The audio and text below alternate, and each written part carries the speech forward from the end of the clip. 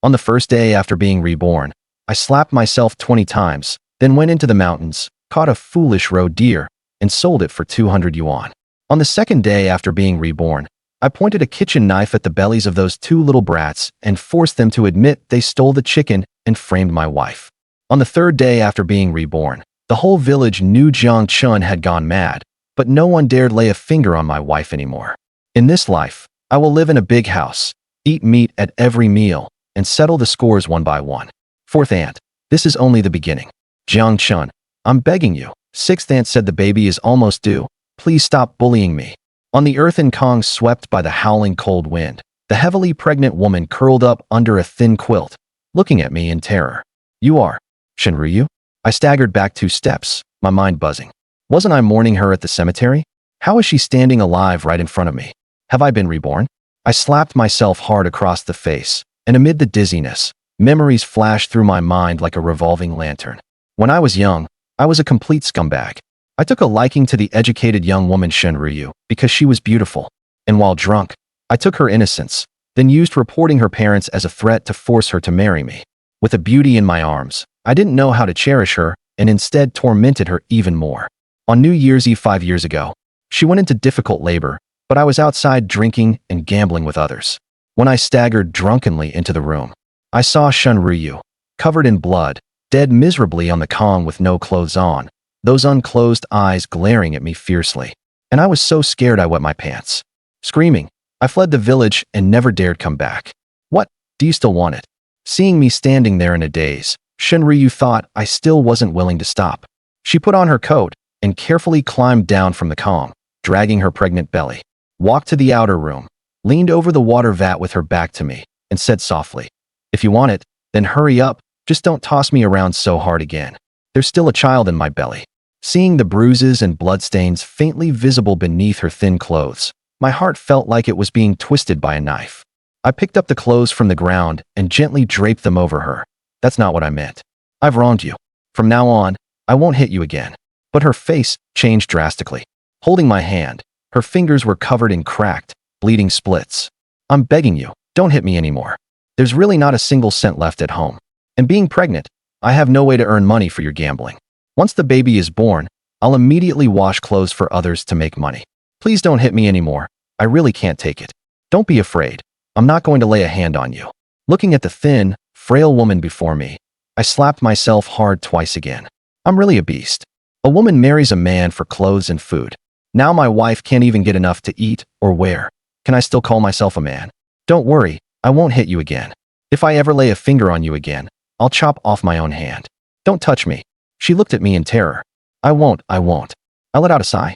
I knew that after years of hurt, it was impossible for her to accept me all at once. Go back and rest. I'll go out and get you something to eat. I closed the door and left. After only a few steps, I heard the hurried sound of her sliding the door bolt into place. Through the crack in the door, looking at that pregnant woman under the dim light, cold and hungry, I felt awful. But fortunately, I had been reborn. There was still a chance to change everything. Before dawn, I pushed open the half-closed door. Outside was a hazy expanse of fog. Tally Village, a small village at the foot of the lesser Xing'an Mountains. It was the end of the year, with cold winds howling and the world covered in silver. I walked across the creaking snow, the walls covered with red-painted slogans. Times are different now. Men and women are the same, and daughters can carry on the family line too. If you want to get rich, build roads first, have fewer children, and plant more trees. Signed beneath the propaganda wall, 1980. In the 1980s, everything was full of possibility. I secretly swore that I would use my own hands to give my wife a good life. Thank God. I let out a roar toward the mountains and forest, startling quite a few sparrows. Remembering that my wife was still starving at home, I first went to the neighbor's house to borrow some grain. "Auntie Lee, I wanna..." The woman glared at me, spat on the ground, then turned and shut the door. I gave a bitter smile. Back then, I was not only a bastard, but also a thief, hated by everyone in the village. If I couldn't get grain in the village, no matter. I turned my eyes toward the distant mountains and forest. After leaving Tally Village back then, I turned over a new leaf and went to serve in the army for a few years. Wilderness survival and jungle hunting were all my specialties. Later, I met a benefactor and step by step became a boss worth several billion. But that's all for later. Right now, I first had to ensure survival, Make sure Shen Ruyu gave birth to the child safely, and never repeat the same mistakes. The jungle near the village was dense and thick, and beyond the mountain ridge lay the old forest, rarely touched by human presence. I casually snapped off a tree branch, pulled a few thin iron wires from the neighbor's fence, sharpened them, and headed into the gate. The old forests of the northeast are full of treasures, but I wasn't planning to go too deep in. I would just look around the outskirts. If I could catch 2 wild rabbits or hazel grouse and stew a bowl of meat for the child at home, Shen Ruyu would definitely be very happy. First, I searched the snow for tracks and fresh droppings, then set rabbit snares made of thin iron wire along several animal trails. Next, I picked some tinder buds from the branches and scattered them over the snow, then crouched patiently in the grass downwind to wait. Hunting requires patience, and patience is what I have most of all. As the sky gradually brightened, the night snow had nearly covered my whole body. Before long, a grayish figure appeared in the grass. A plump gray rabbit spotted the tinder buds in the snow and cautiously edged forward.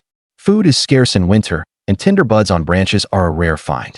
Just as I was about to make my move, there was movement in the grass on the other side as well. A snow-white fox also poked its head out, likewise eyeing this gray rabbit. While the mantis stalks the cicada, the oriole waits behind. This fellow had better not ruin my plans. I sprang to my feet, and the branch in my hand flew straight out, the stick striking the gray rabbit with precision. The white fox was so frightened it fled in a panic, only to crash headfirst into the rabbit snare I had set in advance. Its hind leg caught by the wire, which only tightened the more it struggled. I picked up the gray rabbit. Winter rabbits are fat and meaty, weighing a good 5 or 6 gene, enough for a family of 3 to eat for one meal. I turned back to look at the white fox caught in the snare on the ground. Pure white foxes are rare, and their fur is valuable, but in the Northeast there is a saying about Hu, Huang, Bai, Lu, and Hui as household guardian spirits, so a white fox is not something one lightly kills. I thought it over, pinned its head down with the stick, and untied the wire. Get lost, little guy. Don't be so greedy next time. The white fox, freed from the trap, darted away. Then after running to the hillside, turned back to look at me. Its shiny black eyes flashed beneath its snow-white fur before it disappeared. Just as I was about to leave, I suddenly heard footsteps behind me. My heart jolted, and instinctively I gripped the wooden stick tighter and whipped my head around. There stood a gray roe deer half a man's height, unexpectedly poised right behind me, neither running nor hiding. Its little head tilted, looking me up and down with a baffled expression. I had long heard of these silly roe deer. When they see something unfamiliar, they just stand there stupidly, without moving, and can even run back after being hunted to see what happened. Looking at its bewildered eyes, I let out a cold laugh and hefted my stick onto my shoulder. Today, you're the unlucky one. A few hours later, I walked out of the big restaurant in town. This time, I caught 2 wild rabbits, 1 hazel grouse, and 1 roe deer in the mountains. I carried the roe deer into town and sold it to a restaurant. After haggling, we finally settled on 200 yuan. Damn it, a wild roe deer weighing 50 or 60 gene, skin and meat included, and they only gave me 200? What a shady dealer.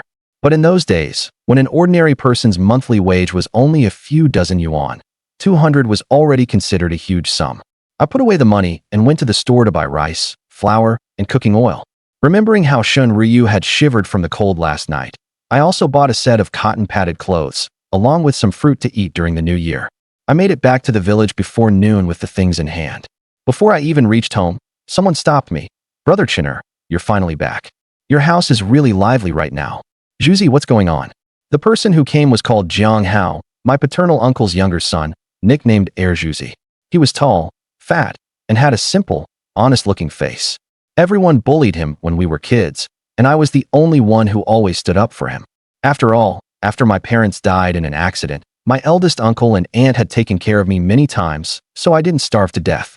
And it was precisely because I had no parents to keep me in line that I was led astray by the loafers in the village. Juzi said foolishly, "Fourth auntie says sister-in-law stole and ate eggs from their house, and she's insisting that sister-in-law pay for them." What? I frowned and hurried back home. At that moment, the small courtyard was packed with people. Shen Ruyu, heavily pregnant, had fallen to the ground, and there were several gray footprints on her body. Come and look, everyone. Whose wife is this? Heavily pregnant, and still stealing other people's chickens to eat? If your man is no good, that doesn't mean you can become a thief. No, I didn't. I was just cleaning the yard. I don't know who threw chicken feathers into my yard. Shen Ruyu stammered in explanation. Cleaning the yard? Can cleaning the yard sweep up chicken feathers? Fourth Aunt Jiang was short and fat, with prominent cheekbones and a sharp, mean look on her face, leading a crowd to block my front door. You're about to become a mother, and you're even an educated youth, someone with learning. Is this how you conduct yourself? If you can't afford food, that's because your man is useless. And now you've learned to steal too. So in a couple of days, won't you be stealing a man too? Before Shen Ruyu could defend herself, she shouted to the neighbors. Everyone, come look, this cheap woman stole and ate my chicken. My chicken. Aren't you afraid you'll choke to death from eating my chicken? Fourth Aunt Jiang's palm was practically about to slap Shen Ruyu in the face. Shen Ruyu bit her lip. Fourth Auntie, our family may be poor, but I've never stolen anything from anyone. If you don't believe me, you can search. There isn't a single piece of meat in our house. What's the point of searching after it's all been eaten? Did the chicken feathers and bones in the yard fall from the sky? Fourth Aunt Jiang cursed as she dragged out her two grandsons from behind her and casually gave one a slap. Tell them, who stole and ate the chicken? It was Second Auntie who stole and ate it. We all saw it. That's right, we saw it with our own eyes. She stole and ate the chicken, then threw the feathers and bones into the yard. Hearing the children's words, the neighbors all shook their heads. Shen family's wife usually seems quite proper. Who would have thought she'd steal? Fourth Aunt Jiang said smugly. Heard that? The children saw it with their own eyes, and you're still arguing. I didn't. I haven't even gone out today. Shen Ruyu defended herself anxiously. You must have seen wrong. I really didn't steal anything from your house. Cut the crap. If you stole my family's chicken, you have to pay. If you don't have money, then I'll take your things. At Fourth Aunt Jiang's call, several men stepped forward and went into the house, smashing things and carrying them out. Before long, a few people came out holding a handkerchief. Fourth Auntie, quick, look, there's still 30 yuan in here. At the sight of the money, Fourth Aunt Jiang's eyes immediately lit up. Well then, you wife of the second son, not only did you steal my family's chicken, you also stole my family's money. No, this is my money. I earned it penny by washing and mending clothes for others, and I was saving it for childbirth. Fourth Aunt, I beg you, don't take my money. Shen Ruyu tightly hugged Fourth Aunt Jiang's leg and said urgently, I'm about to give birth. No matter what, this is also a child of the Jiang family. Please, have mercy and give me back my money. It's only natural to pay compensation for stealing. What does the brat you're carrying have to do with me? Move aside. Fourth Aunt Jiang shoved her away and picked up the money to leave. Shen Ruyu lunged forward and snatched the handkerchief back. Well now, you dare snatch the money back. Fourth Aunt Jiang flew into a rage, a trace of viciousness flashing in her eyes, and had someone pull Shen Ruyu away, then lifted her foot and kicked her right in the stomach. Stop! I had just arrived and happened to see this scene, and my eyes nearly split with rage. Without a word, I flew up and kicked Fourth Aunt Jiang sprawling. You've got some nerve, coming to my house to cause trouble. As the notorious local ruffian of Taoli village, when I got angry, I really did scare these people into line. Jiang Chen, you can't be so unreasonable, can you? You're the one who can't provide for your wife, so your wife stole my family's chicken to eat. I came here to make your family pay compensation. What's wrong with that? You say she stole your family's chicken to eat. I sneered inwardly. Although Shen Ruyu was poor, she was stubborn to the core. Even if she were starving, she absolutely wouldn't do something like steal a chicken. Fourth Aunt Jiang cursed. Of course she did. So many people saw it. Xiaolong and Xiaohu saw with their own eyes that someone from your family stole and ate the chicken. Why aren't you hurrying to teach her a lesson? I lowered my head with a cold expression and asked, Xiaolong, Xiaohu, is that true? Why yes, we saw it with our own eyes. It was Second Aunt who stole it. The two boys pointed at Shen Ruyu and shouted. I sneered inwardly. I knew very well what kind of little brats these two nephews were. They had been severely punished before for sticky fingers, and now they'd learned how to frame people. Seeing the grease stains on their hands and mouths that hadn't even been wiped clean, I knew exactly what was going on. Are you okay? I reached out, wanting to help Shen Ruyu up. Don't hit me. Don't hit me. I didn't steal any to eat. I really didn't eat any. She cowered on the ground in fright, clutching her stomach and begging for mercy over and over. I looked at the footprints on her body, my face turning cold. Fourth Aunt, whether my wife stole your family's chicken and who actually ate it, I have a way to find out. What way do you have? Whoever ate chicken this morning definitely hasn't digested it yet. Cut open the stomach and you'll know at a glance.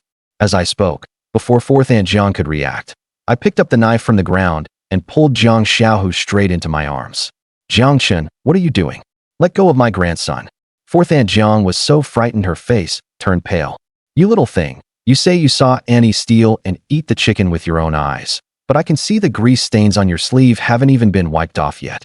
I'll cut open your stomach first and see whether there's any inside. No, no, don't cut open my stomach. Grandma, save me. Jiang Xiaohu turned deathly pale with fright and struggled desperately, but he couldn't break free from my grip. Jiang Chun, if you cut open my grandson's stomach, you'll have to pay with your life too. I sneered, it doesn't matter. If there really isn't any, then I, Jiang Chun, will pay your family with my life. As I spoke, I yanked open Jiang Xiaohu's clothes, and the kitchen knife traced over his stomach. Speak, who stole and ate the chicken? It was Brother Xiaolong. Brother Xiaolong ate it with me. We secretly ate the chicken, and Grandma told me to throw the feathers and bones into Second Aunt's yard. I was wrong. Jiang Xiaohu was so scared that he kept begging for mercy and told everything about stealing the chicken that morning. What? So it was these two little fellows who stole the chicken? That's what I thought. With such a big belly, how could sister-in-law Ruyu possibly steal anything? I had heard before that these two little brats stole money. Now they even know how to frame people. When the upper beam is crooked, the lower beam will be crooked too. The people around them all started talking. Fourth Aunt Zhang's face turned livid, and she pulled her grandson close, trying to slip away quietly. You're just leaving like that? I stretched out my hand, the kitchen knife blocking their way. Why you? What else do you want? You beat someone up and then just walk away like nothing happened. Don't you need to apologize? Why yes, sorry. Fourth Aunt Jiang lowered herself and apologized with her two grandsons. I barked, go apologize to my wife. Fourth Aunt Jiang didn't dare say anything and led her two grandsons over to Shen Ruyu. Second Auntie. We were blind and in the wrong. I was wrong. After saying that, she glanced at my expression and took 2 steps back, ready to leave. Did I say you could go? Fourth Aunt Jiang got anxious. Jiang Chen, what do you want? We've already apologized. Why won't you let it go? I won't even bring up the matter of falsely accusing my wife.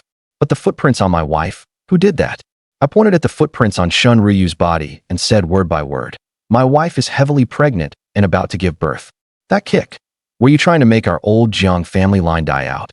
As I spoke, I turned and stared at Fourth Aunt Jiang's 2 grandsons, saying viciously, whoever the hell tries to wipe out my family line, I'll make sure his family line dies out too. Why you? What exactly do you want?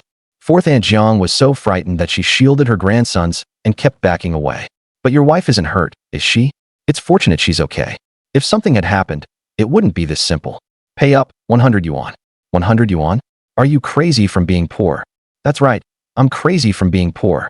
Barefoot people aren't afraid of those wearing shoes. If you don't pay, believe it or not, I'll make sure you see your 2 precious grandsons floating on the river tomorrow. Fourth Aunt Jiang was stunned and stammered. Jiang Chun, we're family. Xiaolong and Xiaohu are your own nephews. Cut the damn family talk. When you were bullying my wife just now, why didn't you think of us as family? Looking at the figure standing in front of her, Shen Ruyu's gaze became slightly dazed. In the past, whenever anyone from the Jiang family came looking for trouble, Jiang Chun would always beat and curse her without asking right from wrong, showing no mercy even when she was pregnant. She had thought she wouldn't escape a brutal beating again today, but she never expected Jiang Chun to stand in front of her. Although Fourth Aunt Jiang didn't believe I would really dare to act, she was still afraid that a real thug like me might actually do something to her grandsons. Several of them scraped together 100 yuan and handed it over painfully. Get lost and stay away from my house from now on. I snatched the money and cursed Fourth Aunt and her whole family away. Then I turned back to help Shen Ruyu up. Are you okay? How's your stomach? Do you feel unwell anywhere? Shen Ruyu shoved my hand away and shouted sharply, don't touch me. You've already swindled the money out of them, so what are you pretending to be kind for here? That's not what I mean.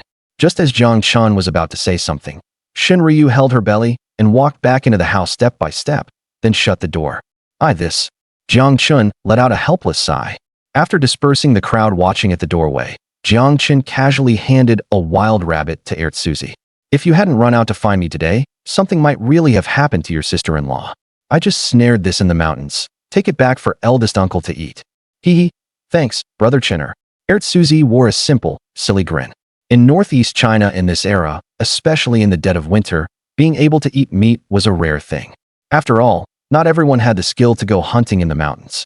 An ordinary farming household could save up a year's worth of grain and only exchange it for a few jin of meat coupons. Getting a piece of pork 4 fingers thick to make a meal of chive dumplings was already considered a prosperous year.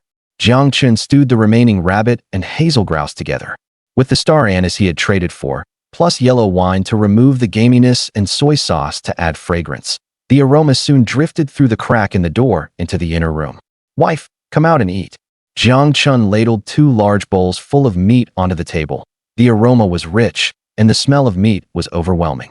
Perhaps because the scent was too enticing. Shen Ruyu in the inner room finally cautiously opened the door, stood on tiptoe to peek outside a few times, yet still remained inside, not daring to come out. "Wife, I got lucky today. I went up the mountain and hunted a roe deer and 2 wild rabbits. I took the roe deer to the supply and marketing cooperative and traded it for money, and bought you a piece of clothing." As he spoke, Jiang took out the red cotton-padded jacket he had bought, as if presenting a treasure, and handed it to Shen Ruyu. All this time, the only winter clothing Shen Ruyu had was a tattered, thin padded jacket. The only gift Jiang had given her back when they got married. After so many years of patching and mending, it had long since become utterly worn out. "Is this for me?" Shen Ruyu asked, looking utterly incredulous. "Of course. If not for you, then who else would it be for?" As he spoke, Jiang took another 200 yuan out of his pocket, and together with the pocket money fourth Aunt Jiang had just handed over after being threatened, he gave the thick stack to her. This is all the money I made from selling the roe deer. It's all for you to keep." Shen Ruyu shook her head and said, Why are you giving me money?" "Because you're my wife. From now on, all the money in our family will be under your care." Jiang reached out, wanting to take Shen Ruyu's hand. "No, I don't want it." But Shen Ruyu pulled her hand back forcefully, as if she had been stung by a scorpion, looking at him with a complicated expression. Jiang froze for a moment. He knew that winning back his wife's heart would still be a long and arduous road. "If you won't take it, then I'll leave the money here. Remember to put it away. Don't let the mice steal it." As he spoke, he pointed at the 2 bowls of meat on the table and said, "Come on, eat first."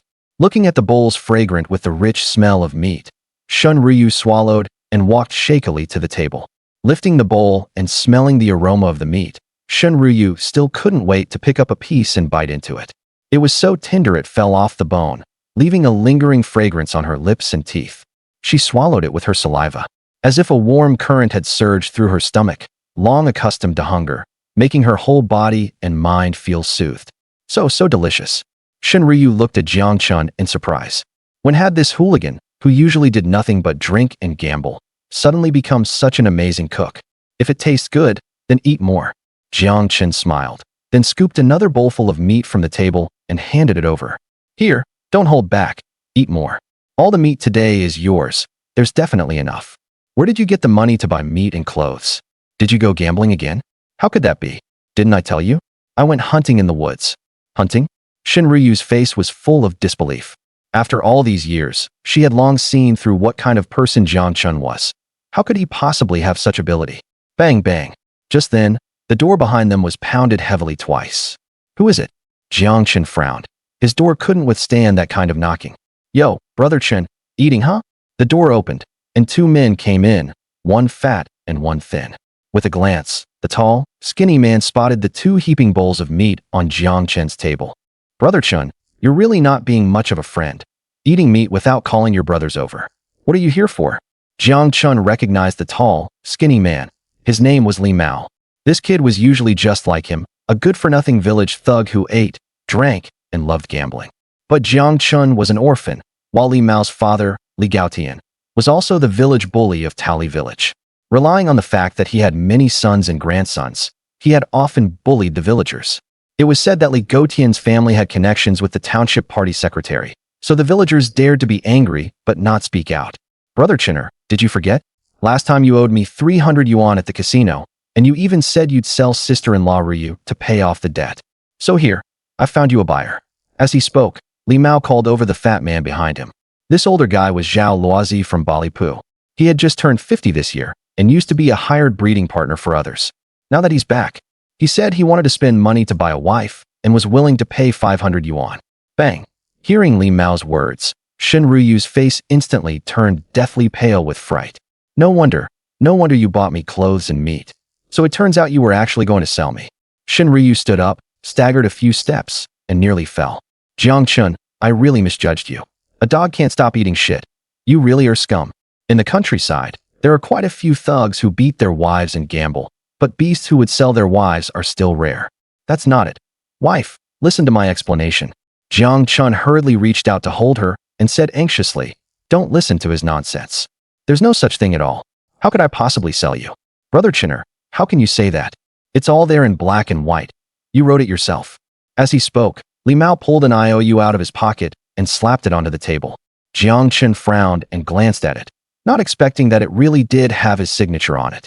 Only then did Jiang Chun vaguely recall that one day, after losing badly and getting desperate, he had chatted with Li Mao for a few moments, signed some kind of agreement, and then hurriedly took the money and went back to gambling. Brother Zhao, what do you think of Brother Chinner's wife? Back then, she was one of the prettiest young wives for miles around. 500 yuan is not a bad deal.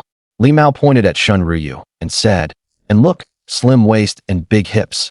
Good for bearing children. And she's also an educated female youth. Now it's even buy one get one free. Once you buy her and lock her in the house, you can do whatever you want with her. Isn't that better than paying for women? Just wait and enjoy yourself slowly. Good, good.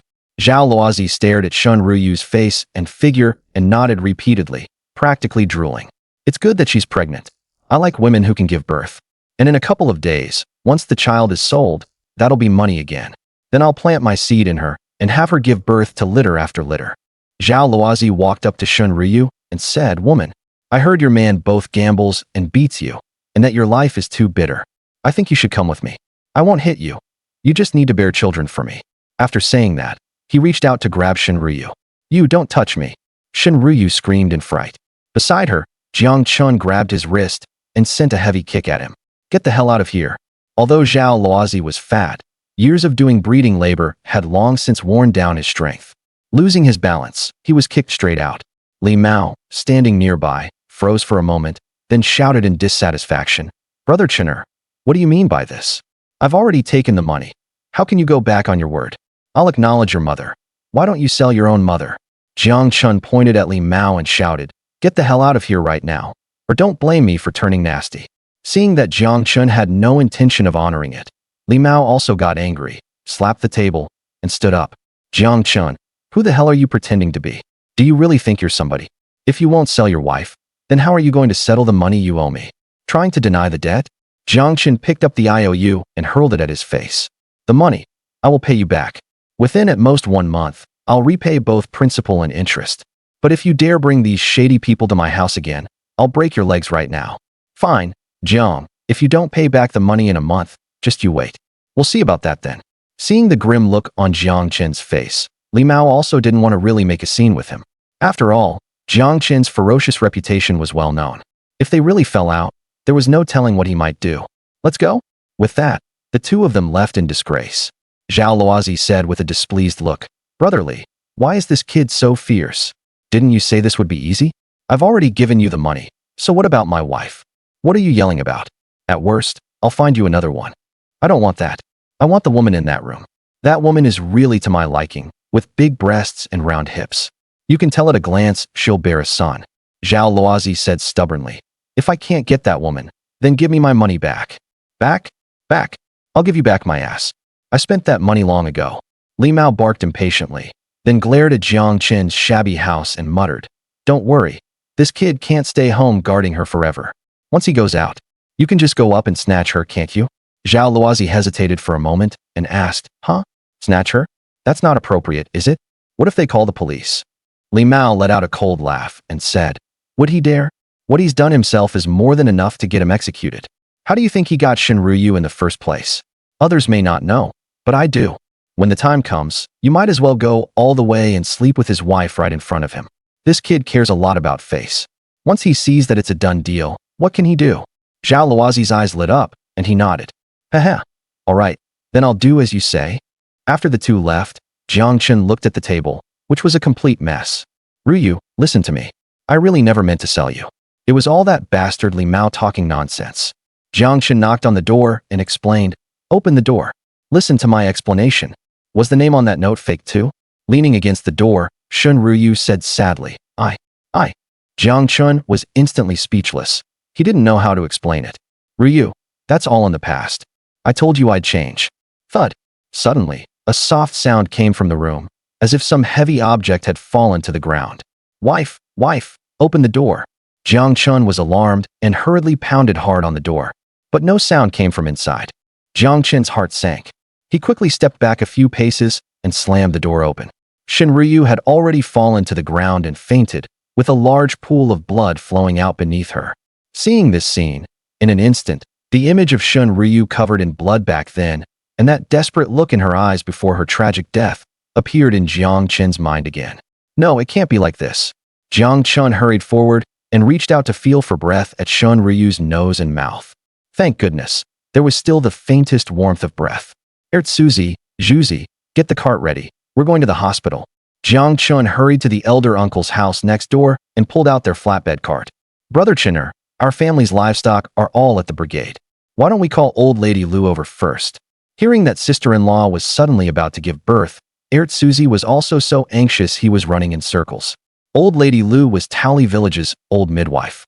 In the past, when women gave birth, all they had was a handful of incense ash and a basin of hot water. And quite a few children in Tally Village were delivered by her. Looking at Shen Ruyu's deathly pale face and tightly knitted brows, Jiang Chen knew that Shen Ruyu was definitely having a difficult labor. Old lady Lu might not be able to handle it. If anything went wrong, it would be a repeat of the tragedy. It'd be best to go to the county hospital. No, something's wrong with your sister-in-law's condition.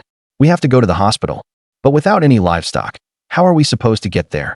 Don't worry about that. I have a way. After saying that, Jiang Chen went into the room and wrapped Shen Ruyu up layer upon layer. He pulled all the bedding off the bed and spread it on the flatbed cart. Then, as if cradling a treasure, carefully placed the woman onto the cart. Then Jiang Chen wrapped the leather harness at the front of the flatbed cart around himself, grabbed the pull bar with both hands, and trudged toward the county hospital, 1 foot deep and 1 foot shallow. The distance from Tally Village to the town was not that far, but they had to climb over 2 mountain roads, and the whole way was full of ditches and bumps. Maybe it would be fine for one person to walk on 2 legs. But for Jiang Chen, to pull a flatbed cart up the mountain was difficult. Even the heavens seemed unable to bear watching. Before the two had even reached the foot of the mountain, heavy snow began to fall, great clumps of snow striking Jiang Chen's face, making it hard for him to see the road ahead. Jiang Chen forced his eyes wide open and staggered forward, pulling the flatbed cart up the mountain road step by step. The slope was slippery, and one misstep nearly made him lose his footing, his knees slamming heavily into the ground. Brother Chen. Luckily, Zhuzi braced the flatbed cart from behind when it nearly tipped over. Jiang Chen quickly turned back to look at Shen Ruyu, wrapped in the quilt. Fortunately, his wife was still breathing steadily. Perhaps because the pain from the contractions had passed, her complexion had improved a little as well. I'm fine, keep going. The road uphill was hard, and the road downhill was even harder. Jiang Chen pulled the flatbed cart, stumbling and bumping along the way, and finally got Shen Ruyu to the county hospital before dark. Doctor, hurry, my sister-in-law is giving birth. The doctor Zhuzi had called ahead came over, and everyone hurriedly pushed the stretcher carrying Shen Ruyu, who was having a difficult labor, into the delivery room. The two waited in the corridor for quite a while before the red light in the operating room finally went out, and a female doctor in a white coat walked out. Doctor, how is my wife? Jiang Chen hurried forward and asked. She's fine. Both mother and child are safe. Mother and daughter are both safe. The doctor nodded as she removed her mask and said, it was only because you brought her in time. If you'd been even half an hour later, it would have been hard to say. Thank heavens, thank God. The heart Jiang Chen had held in suspense finally settled. This time he had changed fate against the heavens, and finally pulled Shen Ruyu back from death's door. He remembered that in his previous life, after Shen Ruyu died, he fell down a hillside while fleeing Tally Village and directly injured his manhood. So even though he later amassed a fortune of tens of billions, in the end he did not leave behind a single heir. This time, he had not only saved Shen Ruyu, but also his daughter. You, in such heavy snow, you brought your wife here just like this on foot? The female doctor carefully looked over the disheveled Jiang Chen before her. Ah, why yes. Only then did Jiang Chen feel the cold all over his body. He looked down and saw that his calves and knees were covered in blood, and some places had already frozen purple. The doctor beckoned and said, quick, come with me to the infirmary and get that bandaged. No need. Doctor, this is nothing serious for me. Nothing serious? Come with me right now. The doctor took Jiang Chen to the infirmary, had him lie down, and bandaged the wounds on his knees and legs. You just fell, didn't you? Luckily, your bones are fine. Looking at the wounds on his legs, the doctor frowned slightly. From the swelling and bruises, it was easy to see how Jiang Chun had staggered all the way here. This is what I should have done, Jiang Chun said indifferently. It's no easy thing to pull a cart and bring your wife to the hospital in such heavy snow. These days, there aren't many men in the countryside who care about their wives as much as you do. After all, in the rural areas of this era, whether capable or not, men loved to insist on male chauvinism and were not very kind to women. No, Jiang Chun let out a bitter laugh. If this doctor knew how he had treated Shen Ruyu before, she probably wouldn't even look at him straight. Don't let the wound get wet for the next few days. She is an obstetrician at this hospital. If you need anything in the future, you can tell me. After bandaging Jiang Chen's wound, Lu Qianqian stood up and reminded him, My name is Lu Qianqian. What should I call you? My name is Jiang Chun, from Tally Village. Jiang Chun looked over the female doctor in front of him. She was tall and slender, with fair skin, and her straight long hair was tied into a ponytail and casually draped behind her head. Her face was bare of makeup, yet exceptionally delicate, and a pair of eyes like autumn waters were utterly captivating. A pair of gold-rimmed glasses added a touch of intellectual elegance. Below her snowy neck, a hint of deep allure occasionally flashed into view. Her slender waist and shapely hips, and every gesture she made, were like a willow swaying in the breeze. A woman with such charm would be rare even in later times, let alone in this era. Suddenly, a nurse hurried in from outside and said, Dr. Lu, this is bad. There seems to be something wrong with the baby of the pregnant woman we just admitted. Please hurry and take a look. Ruyu.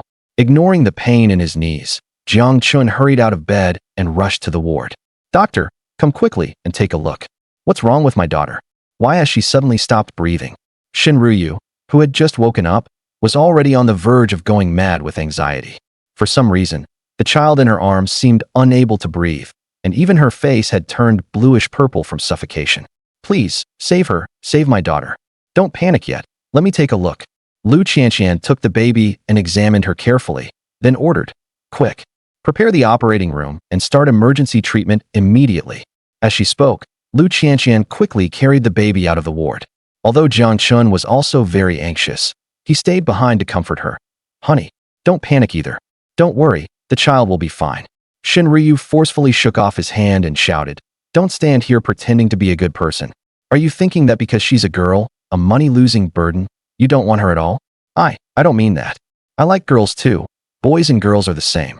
I'm telling you, Jiang Chun, we won't be a burden to you. I've already made up my mind.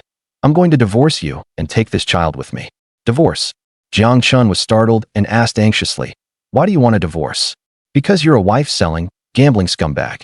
Who knows when you'll get carried away from losing and sell my child too. Even if I have to beg for food in the future, I'll still raise the child little by little myself. You don't need to worry about it.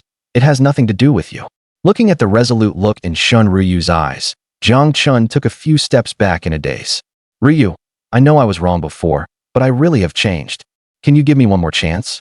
Shen Ruyu simply turned her head away and stopped looking at him.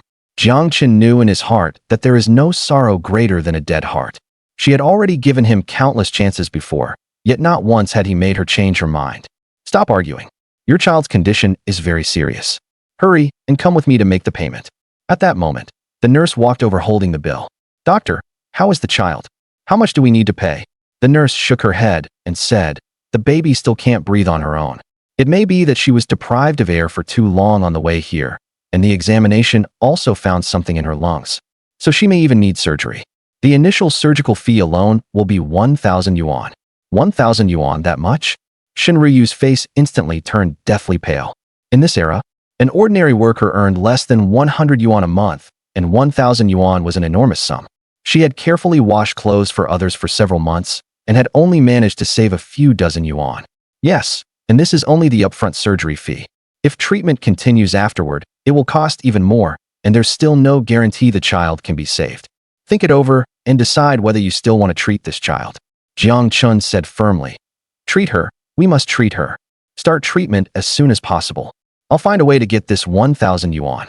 Give me 1 day, I'll go make the money right away. Brother Chen, where are you going to earn 1,000 yuan? Air Zhuzi at the side grabbed Jiang Chun.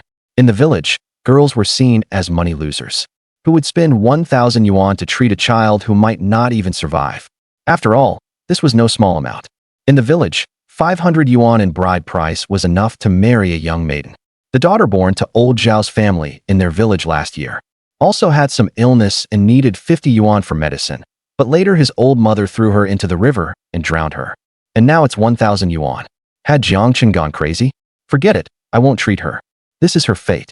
If she lives, she lives. If she can't make it, then that's her good fortune too. So she won't have to live and suffer. After saying that, Shen Ruyu clutched the quilt and burst into loud sobs. A child she had carried for 10 months, and now she was going to die not long after being born. It felt as if Shen Ruyu's heart had died with her. Jiang said, "Treat her, we must treat her. Nurse, I have 300 yuan here.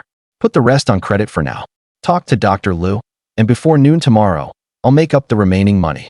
The nurse also seemed surprised by Jiang decision and nodded. "All right then, hurry and go raise the money. We'll arrange the surgery right away." "Brother Chen, are you crazy? This is 1,000 yuan. Where can you get that much money?" Zhuzi grabbed Jiang and asked anxiously. "You don't need to worry about that. Go home first and ask Uncle and Annie to come over. Help me look after your sister-in-law. I'll find a way to get the money." After giving his instructions, Jiang walked straight out of the hospital. In the 1980s, if he wanted to make money, there were simply too many opportunities. Jiang remembered that in the suburbs of Yicheng, a Baiwa building had once posted a notice for low-price transfer. Ever since clothes from the south started coming in, the department store immediately became highly sought after. And even a single stall would be worth over 100,000. There was also a large coal mine somewhere in the mountains that would be discovered not long afterward, and any transfer fee for it would easily run into the tens of millions.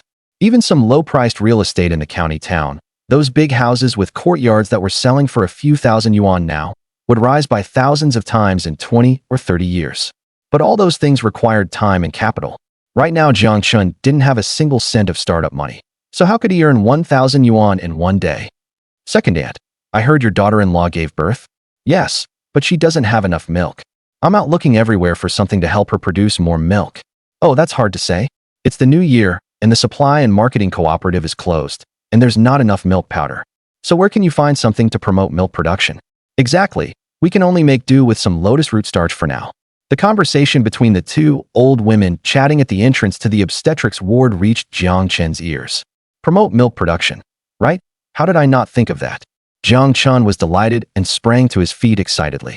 It was the new year, and the supply and marketing cooperatives in the county town were all closed, but people could rest. Yet childbirth couldn't exactly take a break.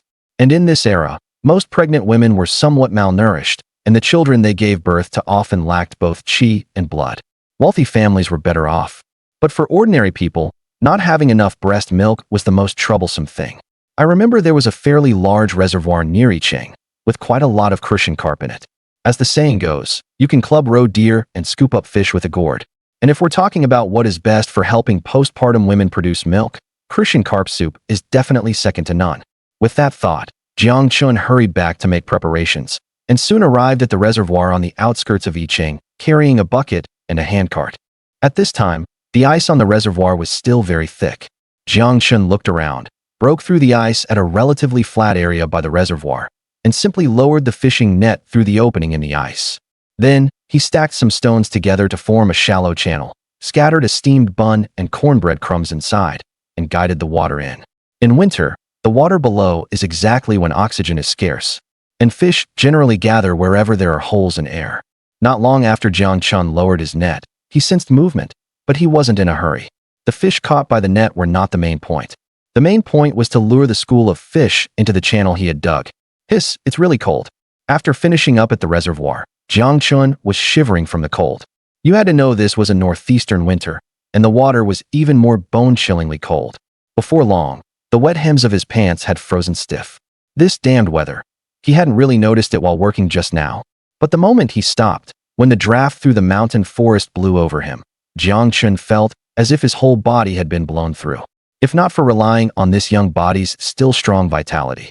With a body that had low resistance, he could easily come down with a high fever in just this short while. He casually picked up some dry branches around the forest, then started a fire in a sheltered spot. Only when he drew close to the warm flames did his frozen, reddened hands barely regain feeling. Jiang planned to stay sheltered a while longer, partly to warm himself, and partly to wait for the fish to enter the net. Rustle, rustle. At that moment, A faint sound came from in front of him, and when Jiang Chen looked up, he saw a little head poking out from the grass. A snow-white fox was sneakily showing half its head, quietly observing Jiang Chen. "Little guy, it's you again?" Although he had no proof, Jiang Chen's intuition told him that this little fox was the same one he had let go in the mountain forest last time. This little snow fox didn't seem very afraid of Jiang Chen. Not only did it not leave, it even cautiously moved to a tree trunk a few meters in front of him and sized him up with a pair of small black eyes. "Little guy, you're really bold." Jiang Chen chuckled softly, but didn't pay it any further attention. Seeing that the time was about right, he got up and directly pulled the fishing net up through the hole he had opened in the ice. Very quickly, several plump crucian carp and grass carp were brought up by the net. The struggling force from the net underwater was strong, and it looked like there were even bigger catches below. "Up you come." Jiang Chen hauled the trawl out with force, pulling out quite a few big fish. This northeastern granary truly lived up to its reputation. With just this one net, he pulled up at least 20 or 30 fish, including more than a dozen plump, delicious big ones. At this moment, the white fox in the mountain forest seemed to have guessed Jiang Chen's intention and ran out on its own to bite the fishing net and drag it backward, even scuffling with the big fish on the shore. "Little guy, don't make trouble." Jiang Chen waved a few times to shoo it away. When the white fox wouldn't leave, he picked up a few fish and tossed them over.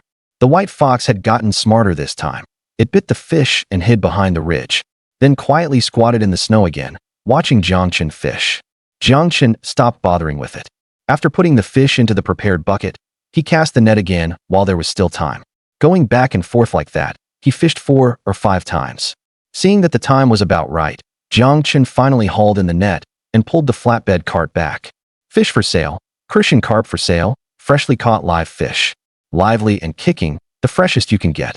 Best for making soup to promote milk production. Don't miss it if you're passing by." Very soon, Jiang Chen pulled the flatbed cart right up to the entrance of the hospital's obstetrics department. Hearing his calls, quite a few people gathered around before long. "Young man, you're selling fish?" An old lady asked anxiously. "Are these fish fresh?" "Ma'am, can't you tell from the ice stuck all over me? I just caught these from the reservoir. How could they not be fresh?" As he spoke, Jiang Chen took a large crucian carp out of the bucket, and as soon as he put it on the ground, it sprang half a meter into the air. Its mouth opened and closed as it kept twisting its body. The old woman nodded repeatedly. Anyone experienced in cooking could tell at a glance. This was live fish, just hauled up. Good fish, really lively indeed. "Young man, how much are your fish per jean?" Jiang Chen said directly. "Fresh carp is 2 yuan 5 per jean. Crucian carp is 3 yuan per jean. So expensive." Hearing the price, the people present were immediately a little shocked. At the supply and marketing cooperative and the seafood market outside, ordinary fish cost only a few mao per jean, and even fresh carp at a little over 1 yuan per jean was already considered expensive. Jiang Chen's fish at 2 yuan 5 per jean was fully twice as much. "Auntie, and you call that expensive? I went to the reservoir to catch fish before dawn, and in weather this cold my legs are swollen from the freezing. If it weren't because my wife also needs to eat food that helps with milk production, I wouldn't suffer like this." As he spoke, Jiang Chen rolled up his pant leg. The bruises from before had not yet healed, and now after being numbed by the icy reservoir water, it looked like a bloody mess, truly terrible to behold. "Oh my, that really isn't easy. In weather this cold, who has that kind of perseverance? Young man, good for you." Hearing that Jiang Chen had gone fishing in winter for the sake of his wife, the old women present were all somewhat moved. "Then give me 2 crucian carp. I want 3. Give me a big one." Very quickly, once one person started buying, everyone crowded forward, their hands clutching bills almost shoved right into Jiang Chen's face. "Don't worry, one at a time. There's enough for everyone." Jiang Chen hurriedly began collecting money and selling fish. On the flatbed cart were 7 or 8 buckets, and more than 100 fish were sold out very quickly. Even the remaining small fish were snapped up. "Young man, are you coming again tomorrow?" Some of the old women who had arrived too late asked anxiously. After all, everyone was staying in the hospital to give birth. If other people's daughters-in-law got fish soup while their own family didn't, wouldn't they be blamed for it? "Don't worry, aunties. I'll go catch more in a little while. Tomorrow morning, same place, just coming by." "That's good, that's good." Only after hearing there would be more tomorrow did everyone disperse. Jiang Chen hurriedly counted his earnings. After a busy afternoon, those 100-plus fish had actually brought him more than 1,200 yuan. He really hadn't expected that he could earn someone else's annual salary in a single afternoon. After the surprise, Jiang Chun hurriedly reminded himself to stay calm. First, he understood the principle of not flaunting wealth. And second, this business wouldn't last long. In a few days, once the supply and marketing cooperative reopened, there would be no market for his high-priced fish. So he had to seize these few days and make a big profit while he could. Hello, nurse. Payment for bed 403. After scraping together enough money, Jiang Chun came to the payment window and handed over a thick stack of banknotes. After the cashier inside finished counting the money, she handed over the payment slip. The surgery fee is 1,200. After that, the child will still need a week of recovery and observation, 50 yuan a day. Okay, got it. After taking the payment slip, Jiang Chun casually put it into his pocket. My goodness, over 1,000 yuan in medical fees. This really is a rich man. Hearing that Jiang Chun had paid more than 1,000 in treatment fees all at once, the people present all craned their necks to look. Although they lived in the county town, their monthly wages were only a few dozen yuan. To come up with 1,000 yuan at once, who wouldn't have to save for years? Who is this, spending so much on medical fees? At this moment, a male doctor in a white coat walked into the payment room and turned back to glance at the payment slip on the table. Dr. Jiang, this is the family member of bed 403. The child was delayed at birth, amniotic fluid got into the lungs, and nearly suffocated to death. Dr. Liu had just performed the surgery. Oh, bed 403. Shen Ruyu from Tally Village, 24 years old. Seeing this name, Zhang Youfu's expression froze for a moment. Then he asked, by the way, can you leave me a stub copy of this payment slip? I need to check the medical record in a bit. Sure. Whatever the cashier said, he copied the stub of the payment slip and handed it to him. At the same time, Jiang Chun had just bought some nutritional supplements and carried them to Shen Ruyu's hospital room. Before he even knocked, he heard Auntie's voice from inside. Ryu, you have to think this through first. If you have to raise a sickly child by yourself, how will you survive in the future if you get divorced? That's right, daughter-in-law of the Shen family. No matter how immature that boy Jiang Chun is, he's still a man after all. At least in the village he can still provide some shelter. When he comes back, I'll talk to him. Uncle Jiang also tried to persuade her in his rough voice. Uncle, Auntie, I really can't go on living with him anymore. You don't know this, but he owes gambling debts outside, and he even wanted to sell me to someone else. What? Something like that happened too. Hearing Shen Ruyu's words, the two elders in the hospital room were instantly furious. That rotten brat. Next time I see him, I'll beat him to death. As they spoke, they turned their heads and shouted at Ertsuzi in the hospital room. Go call that bastard back. His own wife is giving birth. Where the hell has he hidden himself? Dad, Mom, don't be angry yet. I think Brother Chen has changed a lot recently. Yesterday, he pulled a flatbed cart by himself to bring sister-in-law to the hospital. And when the child's condition became critical, he said he went out to raise money. Raise money? What money? He didn't raise it for the gambling table again, did he? What a sin. How did the old Jiang family produce such a beast? Listening to the two of them, Jiang summoned his courage and pushed open the hospital room door. Uncle Andy. Looking at the two figures, Jiang Chun felt slightly emotional inside. In his previous life, Jiang Chen's parents died early. All along, the two elders had cared about him the most from childhood to adulthood. Even Jiang Chun and Shen Ruyu's wedding and house were all arranged single-handedly by his uncle.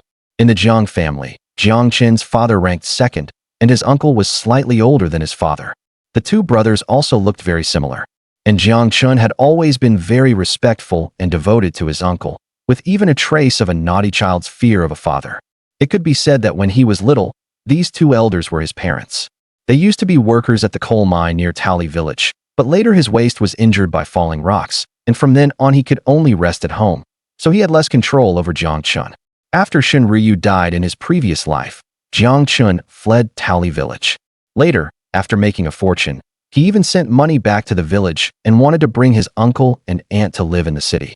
But the people he sent were driven out after being beaten, and they also sent word to Jiang Chun that he had already been removed from the Jiang family's ancestral hall and should have no more contact in the future. Later, Jiang Chun did not disturb the two elders again, until one day his subordinate brought back a few photos. They were the memorial portraits of his uncle and aunt, along with a photo of the Jiang family grave in Tally Village, on which his uncle had engraved Jiang Chen's name beside his own. Only then did Jiang Chun realize that although his uncle's family was angry that he had caused the deaths of Shen Ruyu and the child, they had never given up on him. Uncle Andy. Jiang Chun opened his mouth, Just about to say something. You bastard, and you still have the nerve to come back. Seeing Jiang Chen walk in, his uncle lifted his leg and kicked him, sending him staggering directly. Speak. Ryu just said that your gambling got so bad you even tried to sell your wife. Is that true or not? Looking at his uncle's furious expression, Jiang Chen swallowed and said, This did happen, but it's not what you think. Please listen to my explanation. What's there to explain? You beast, I thought that after starting a family you'd settle down and become a decent man. Usually, when you acted worthless, I let it slide. But today I have to beat you to death on behalf of your father, you thing worse than pigs and dogs. As he spoke, Uncle pulled out the stool from under the hospital bed and raised it as if to smash it at Jiang Chen's head. Old man, don't be impulsive. Dad, don't hurt your back. Heir Zhuzi and Aunt hurried forward to stop him. Hearing the commotion in the room, a nurse came over and scolded. Enough. What are you doing? This is a hospital, not a place for you to shout and make a scene. Seeing there were outsiders present, Uncle Jiang finally put down the stool angrily. He said, Your wife gave birth yesterday. What were you off doing? Uncle, I went to make money yesterday. To pay Ryu's hospital fees. Look, I even bought a lot of things. As he spoke, Jiang Chen took out a little over 100 yuan from his pocket and handed over the things he was carrying. The people present exchanged glances and were all stunned. Jiang Chen had been completely broke yesterday, so how did he suddenly have money overnight? Why you didn't go gambling again, did you? Uncle opened his mouth and cursed. You good for nothing. Your wife and child are in the hospital being rescued, and you still went out gambling. No, Uncle, I really didn't gamble. I went to the reservoir to catch fish last night. Look, I'm still wet. Jiang Chen hurriedly explained. Uncle cursed angrily. Catch fish? Catching fish can make money. Don't think I don't know what kind of person you are. You think just because you came back soaked, you can fool me? I really did catch fish, and it really is profitable. Not just this money. Even Ryu's hospital fees have been paid. As he spoke, Jiang Chen hurriedly took out the payment receipt, 1,200 yuan. When they saw the receipts for the surgery and treatment fees, everyone present was stunned. Jiang Chen, tell me honestly, did you steal someone else's money? Uncle was the first to react. He grabbed Jiang Chen and asked, That's such a large sum of money. If you're found out, you'll go to jail. Hurry up and return it. Jiang Chen said with a bitter smile. Uncle, you've misunderstood. I really earned this in one night. Bullshit. More than 1,000 in one night. Who do you think you are? If there were really such a profitable business, would it be your turn to do it? Really, Uncle, I truly earned this by netting fish overnight. If you don't believe me, have Heir Zhuzi come with me for the next few days. Let's make the most of this time and catch a bunch a few times. We'll definitely make quite a bit more money. Could catching fish really make money? Aunt Jiang asked curiously. It's true, Aunt. Right now the seafood shop and the supply and marketing cooperative aren't open, but there are many women in the maternity ward who just gave birth and are waiting for fish soup to help with lactation. I caught a lot of fish at the reservoir yesterday. One crucian carp can sell for 15 or 16 yuan. What? 15 or 16 yuan per fish? Really? Hearing Jiang Chen speak so confidently, and seeing the mud spots on his pant legs, Uncle was starting to half believe him. He used to work in the mine and only earned a few dozen yuan a month. Now a single fish was worth a month's wages, which left him somewhat unable to believe it. Aunt thought for a moment and tried to persuade him. Although Jiang Chen is a bit of a rascal, there's no need for him to lie to us. Ryu's hospitalization this time will cost quite a lot, and confinement after childbirth is a big deal. We didn't bring much money with us. How about letting Heir Zhuzi go with his brother to the reservoir to try catching fish? If they can make money, that would be great. Hearing Aunt's words, Uncle Jiang thought for a moment, then nodded and said, All right, then let Heir Zhuzi go along and see whether you're lying or not. However, whether it can be sold for money or not, the money you earn must be handed over to your wife for safekeeping. If I hear again that you sold your wife or hit your wife, I won't let you off. Don't worry, Uncle, I'll definitely change. Although Uncle scolded him harshly, Jiang Chen knew he was doing it for his own good. After all, if Shen Ruyu were the one to choose, then she would definitely divorce him. At least now that he had taught Jiang Chen a lesson first, it gave her a way to step down. Jiang Chen walked to Shen Ruyu's side and looked at her cautiously, then took out the remaining money and the nutritional supplements from his pocket. Wife, don't worry, I'll definitely change. This is the money I earned today, aside from the fees and the things I bought. The rest is all for you. Don't worry, from now on I'll take good care of you and the child. Shen Ruyu turned her head, looked at the money in his hand, opened her mouth as if to say something, then reached out and took it. Before the smile could fade from Jiang Chen's face, Shen Ruyu hurled the money hard into his face. I don't want to see you ever again. Take your filthy money and get out of here with me. Jiang stood at the door, feeling as if a bucket of cold water had been poured over his heart. But he didn't say anything. He just crouched down, picked up the money from the floor, and handed it to his aunt standing nearby. Aunt, please trouble yourself to help me take care of Ruyu. All right, I know. Take it slow from now on. His aunt looked at Jiang, a trace of heartache flashing through her eyes, but she didn't say anything more. After all, the things Jiang had done before were truly beastly. It was only right that Shen Ruyu refused to forgive him. Jiang left the room with Suzy. Before the door had even closed, he heard Shen Ruyu's suppressed sobs coming from the ward. Brother Chen, don't be sad. You were such a bastard the past few days. So it's only right for sister-in-law to be angry. My dad said that when a woman is angry, you should coax her properly. It isn't embarrassing for a grown man to coax his own wife. Jiang gave a bitter smile. Uncle is right. It's not embarrassing for a grown man to coax his own wife. Besides, I deserve this. It's fine. We'll take it slow from now on. First, I'll take you to make some money. As he spoke, he and Suzy pulled the flatbed cart again and headed toward the reservoir. This time, they were even better prepared. Suzy pulled an extra flatbed cart and more than a dozen buckets. And when he heard that catching fish could be sold for money, he even wanted to tear down the screen window from the old village chief's house. But Jiang stopped him. Brother Chen, is it here? That's right. While the ice on the reservoir hasn't melted yet, we'll open several more holes in the ice and cast the nets, then drive the school of fish toward the canal as much as possible and scoop them up with the nets. If we work through the night today, we can surely sell them for several thousand yuan tomorrow. Suzy said enviously, my God, several thousand yuan. I wouldn't even dare dream of it. In our Tally village, besides Li Gotian's family, who else could come up with that much money? Jiang said with a grin, once we make money, I'll give you half. Then Aunt can help arrange a good wife for you, and Uncle can have a grandson to hold too. Suzy immediately blushed, and his ice-chopping movements grew more forceful. Jiang knew that for his sake, Uncle had even given up the house that had originally been prepared as Suzy's wedding home, and had even personally taken care of Jiang's wedding. It could be said that he truly regarded Jiang as his own son. This also resulted in Suzy's personal marriage issue never being resolved. After Uncle and Aunt died in the previous life, Suzy's foolishness grew more and more severe, and he gradually became the mountain keeper of Tally village. By the time Jiang found him again, he had already gone completely insane. It was hard to say whether he had pretended for so long that he could no longer take off the mask, or whether his soul had truly been swallowed by society. Hey yo, Suzy, who was working harder and harder at the reservoir, simply took off his shirt too. His flushed face and powerful body even seemed to give off heat rising from his skin under the sunlight. Jiang looked up and scolded, put it back on, quick. If you catch a chill and get a cold later, it'll be bad. Chen, what's the big deal? Working with my clothes off feels better. I even used to sleep lying on blocks of ice. A cold can cause pneumonia, and that can be fatal. Suzy gave a foolish grin. Hee, Brother Chen, you really know a lot.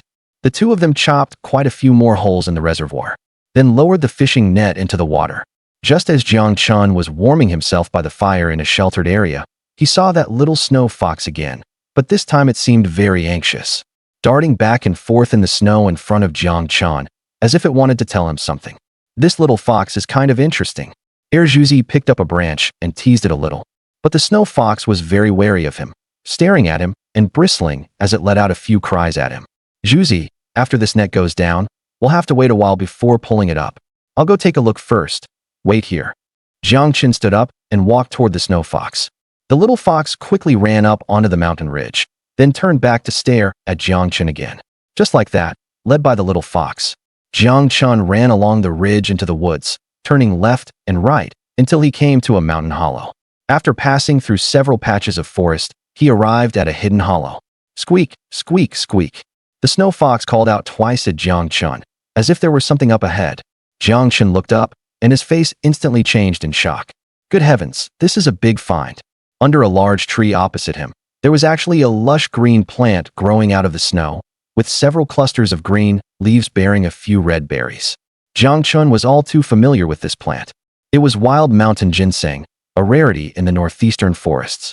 Because everyone knew how precious wild mountain ginseng was and how extraordinary its medicinal properties were. Every year, Ginseng diggers from all over the country gathered in the mountain forests to search for it. As the most experienced team leader, known as the lead digger, Jiang Chen's grandfather had once been the lead digger for this area. Thanks to that identity, Jiang Chen had followed his grandfather into the mountains to look for wild mountain ginseng since childhood.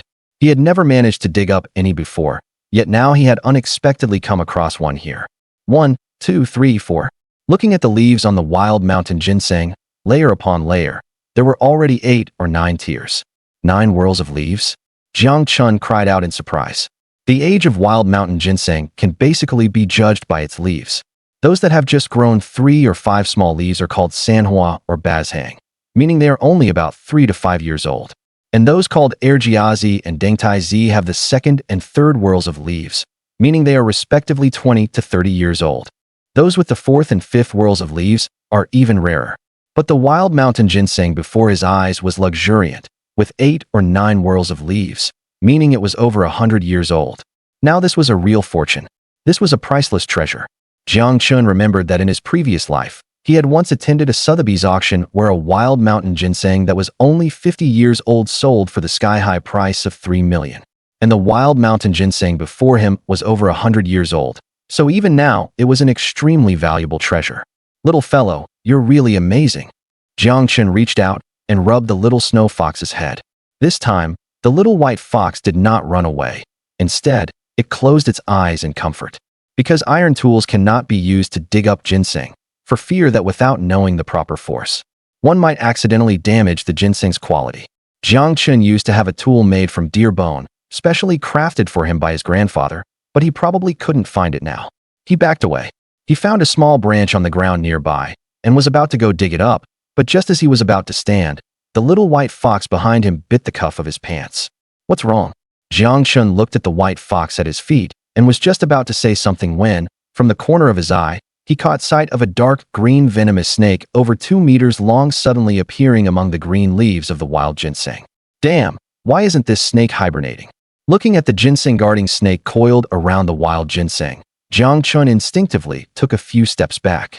This snake had a triangular head, and its body gave off a dark green sheen. If you weren't paying attention, it really could have been overlooked. Ginseng grows in dark, damp places, and such places are also favored habitats for snakes. Finding a venomous snake beneath an old ginseng plant is normal enough, but snakes generally find a burrow to hibernate in once winter arrives. Yet this ginseng-guarding snake was still coiled here. The little white fox then cried out at Jiang Chen twice more, and only when he moved closer did he realize that on the other side of the venomous snake's coil, there were actually 2 white fox carcasses. No wonder you came to get me. Something happened to your family. Jiang Chen looked around, found a sharp stone flake, then picked up a stick and sharpened it, then walked over beside the wild ginseng. Sensing Jiang Chen's position, the ginseng-guarding snake quickly coiled up, raised its body toward him, and kept letting out hissing sounds of threat. Sorry, but I'm taking this. With that, Jiang Chen swung the stick directly at it. The venomous snake was struck hard on the body, but cleverly using its flexible body. Not only was it not knocked flying, it instead climbed up along the stick in Jiang Chen's hand. Its body moved extremely fast, like lightning, and in no time it had climbed up the long stick onto Jiang Chen's arm. Damn, this snake is really fast. Jiang Chen swiftly made his move, and, at the very moment it lunged to bite his arm, quickly grabbed it by the neck. The snake's body, over 2 meters long, rapidly coiled around him. Its transparent fangs were visible to the naked eye, and its icy body kept tightening and squeezing with the prey's breathing. An ordinary person would probably be scared to death if wrapped up by a snake. But this was nothing to Jiang Chen. After all, in his previous life he had been an expert in wilderness survival, and now he was at the peak of his physical condition. He first placed the snake's head on the ground, then pinned it down with his foot. Although he didn't have a dagger at the moment, he used the sharpened wooden stick to nail the snake's head directly to the ground, then took the sharp stone flake from his pocket and cut open the snake's vital spot bit by bit, taking out the gallbladder inside. He popped it straight into his mouth and swallowed it whole. Fishy and bitter with a hint of sweetness.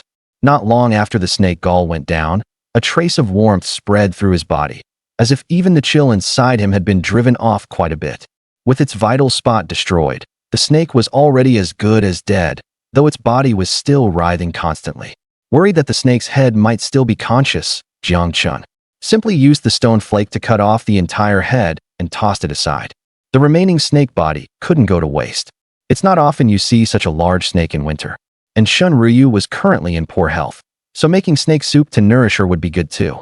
Jiang coiled up the snake's body, wrapped it in his clothes, set it aside, then crouched next to the wild ginseng and carefully began to dig. If you want to harvest a whole mountain ginseng intact, there must not be the slightest damage from the rootstock to the rootlets. So Jiang dug carefully for more than 2 hours, before finally excavating the ginseng, which was over half a meter long, little by little. Great. Luckily, I haven't lost the skills Grandpa taught me back then. Jiang carefully picked up the ginseng and examined its quality. Simply perfect. If this century-old ginseng were auctioned, it would probably sell for hundreds of thousands. If it were kept for a few more decades, selling for tens of millions wouldn't be impossible either. People's incomes in this era are generally not high. A century-old wild ginseng of this quality would be extremely valuable even if kept as a collectible for the future. Seeing that it was about time, Jiang carefully tucked the wild ginseng close to his body.